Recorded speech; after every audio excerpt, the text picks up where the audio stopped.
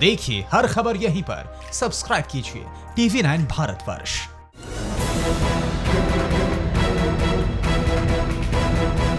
भारत और चीन के बीच आगे से कोई सीमा विवाद या टकराव ना हो, इसके लिए दोनों तरफ से कोशिशें तेज हो गई हैं। एक तरफ जहां दोनों देशों की सेना के कमांडर पूर्वी लद्दाख में 1597 किलोमीटर लंबी लाइन ऑफ एक्चुअल कंट्रोल पर भारतीय सेना और चीनी सेना को पीछे हटाने के लिए बात कर रहे हैं, वहीं दूसरी तरफ दोनों देशों के डिप्लोमेट भी 15 जून को गलवान घाटी में भारत और चीन के सैनिकों के बीच हुई झड़प जैसी घटनाओं को आगे रोकने के लिए पेट्रोलिंग प्रोटोकॉल लगाने के लिए विचार कर रहे हैं।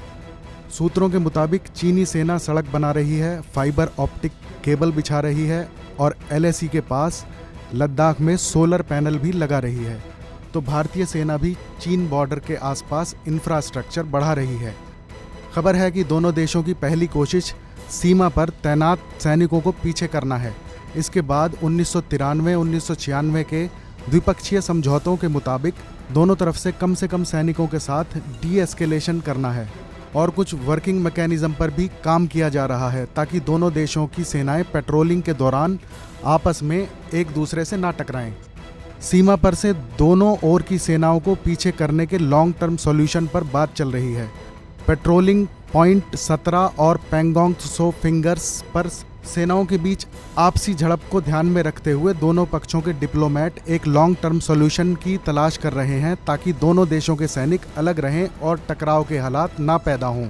एक अधिकारी के मुताबिक भारत और चीन के बीच टकराव का लॉन्ग टर्म सॉल्यूशन तभी मिल सकता है जब भारत और चीन LAC के साथ साथ सैनिकों की तैनाती के संकेत देने वाले मानचित्रों का आपस में आदान प्रदान करें और फिर पेट्रोलिंग प्रोटोकॉल की शुरुआत हो। फिलहाल भारत और चीन दोनों एक साथ LAC तक सड़क और बाकी इंफ्रास्ट्रक्चर बना रहे हैं।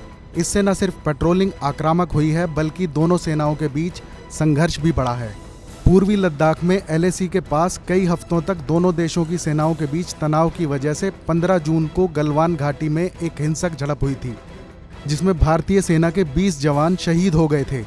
इससे पहले 2002 में पश्चिमी क्षेत्र के नक्शे के लेन देन की कोशिश नाकाम रही थी क्योंकि चीन लास्ट मोमेंट पे इससे पीछे हट गया था।